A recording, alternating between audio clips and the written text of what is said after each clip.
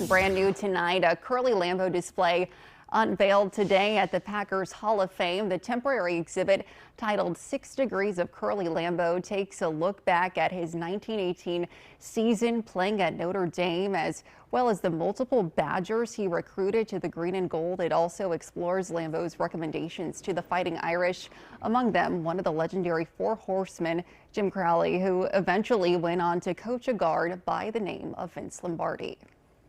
This was the perfect connection for us with the University of Wisconsin and Notre Dame playing each other here Labor Day weekend, and it just seemed like a natural fit with the 6 Degrees of Curly Lambeau and all the connections that he has to the two universities. The exhibit officially opens to the public on Saturday and will be open for an entire year.